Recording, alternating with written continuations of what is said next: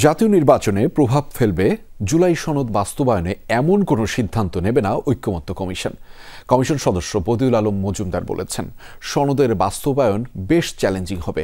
আর রাজনৈতিক বিশ্লেষক অধ্যাপক আসিফ শাহানের মতে আইনি ভিত্তি দেওয়ার আগে নোট অব ডিসেন্ট কমিয়ে আনতে হবে, তা না হলে জুলাই সনদ জনগণের কাছেই প্রত্যাখ্যাত হবে। সর্বোচ্চ গ্যাস সাশ্রয়, যমুনা গ্যাস স্টোভ, আধুনিক, নিরাপদ ও দীর্ঘস্থায়ী। দীর্ঘ আলোচনা তর্ক বিতর্ক শেষে জুলাই সনদের খসড়া চূড়ান্ত করেছে ঐকমত্য কমিশন। বিদ্যমান সংবিধান বা অন্য কোনো আইনে যাই থাকুক, প্রাধান্য পাবে এই সনদের প্রস্তাব সুপারিশ। সনদের বৈধতা, প্রয়োজনীয়তা কিংবা জারির কর্তৃত্ব সম্পর্কে আদালতে প্রশ্নও তোলা যাবে না।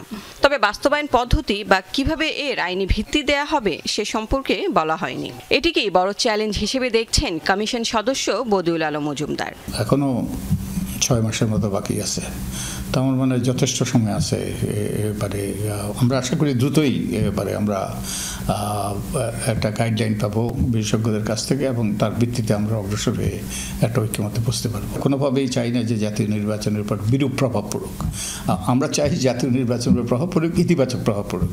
তবে এই রাজনৈতিক বিশ্লেষকের প্রশ্ন, নোট অব ডিসেন্টের সমাধান না হলে আইনি ভিত্তি কিভাবে হবে? কোনো দল স্বাক্ষর না করলে বা নির্বাচনে অংশ না নিলে সে দলের সমর্থক বা সাধারণ জনগণকে জুলাই সনদ গ্রহণ করবে?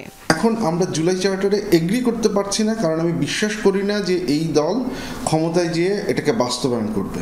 আপনি যখন গণপরিষদ দিয়ে যদি সেই একই দলকে ক্ষমতায় বসান, তারপরে সেই একই দলকে কিভাবে বিশ্বাস করবেন যে সে জুলাই চার্টারে আপনি যা এগ্রি করছেন উইথ নোট অফ ডিসেন্ট সেটাকে সে বাস্তবায়ন করবে? লিগাল বাইন্ডিং না। আমার কাছে মনে হয় ফোকাসটা নোট অফ ডিসেন্টের জায়গাগুলোকে কিভাবে কমিয়ে এনে আমরা একটা বিশ্বাসযোগ্য জায়গায় পৌঁছাতে পারি। ঐকমত্য হওয়া 84টি প্রস্তাবের মধ্যে 13টিতে নোট অব ডিসেন্ট দিয়েছে বিএনপি সহ কয়েকটি দল। বিশ্লেষকরা বলছেন, জন আকাঙ্ক্ষা বাস্তবায়নের ছাড় দিয়ে হলেও সংস্কারের ক্ষেত্রে বিশ্বাসযোগ্য জায়গায় পৌঁছতে হবে দলগুলোকে। তারা তো চিরকাল ক্ষমতায় থাকবে না, একটা সময় আসবে হয়তো তারাও বিরোধী দলে থাকবে, এটাও হতে পারে। তখন তাদের সেই অবস্থান থেকে তাদের চিন্তা করা দরকার। এখন আমি যদি ছাড় না দিই তাহলে কি হবে? আইদার আমাকে স্ট্রিট এজিটেশনে যেতে হবে। ধরেন স্ট্রিট এজিটেশন না হয়ে আজকে দুই একটা রাজনৈতিক দল বললো যে আমি নির্বাচনে পার্টিসিপেট করব না। আপনি নিজের স্বার্থেই চিন্তা করেন এই এজিটেশন, এই নন পার্টিসিপেশনের যে কনসিকুয়েন্স সেটা আপনি সামলাতে পারবেন কিনা। যদি আপনার মনে হয় আপনি সামলাতে পারবেন না, আপনাকে কম্প্রোমাইজের রাস্তায় যেতে হবে। আর আপনি যদি মনে করেন যে আমি সবসময় ক্যাওসই তৈরি করে যাব, আমি কোনো সময়ই কারো কথা মানবো না, নিজের ইচ্ছা মতোই ডিসিশন নিব, তাহলে সেটার প্রাইসটাও আপনাদের পে করতে হবে। বিশ্লেষকদের দৃষ্টিতে ফেব্রুয়ারিতে নির্বাচন হলে সনদের বাস্তবায়ন এবং ভিন্ন মতের জায়গাগুলো নিয়ে আর আলোচনার সুযোগ নেই। এক্ষেত্রে সরকার ও ঐকমত্য কমিশনকে প্রয়োজনে আরও কঠোর অবস্থান নেয়ার পরামর্শও তাদের। ক্লোজ ডোরে মিটিং করবেন বা ওনারা যখন ডিসকাশন করবেন, তখন ওনাদেরকে দেখাতে হবে যে ওনাদের অ্যাকশনের নেগেটিভ কনসিকুয়েন্সগুলো কী হচ্ছে এবং সেই নেগেটিভ কনসিকুয়েন্সটা তাদের কতখানি ক্ষতি করছে। লাভলি বিথি, যমুনা নিউজ, ঢাকা।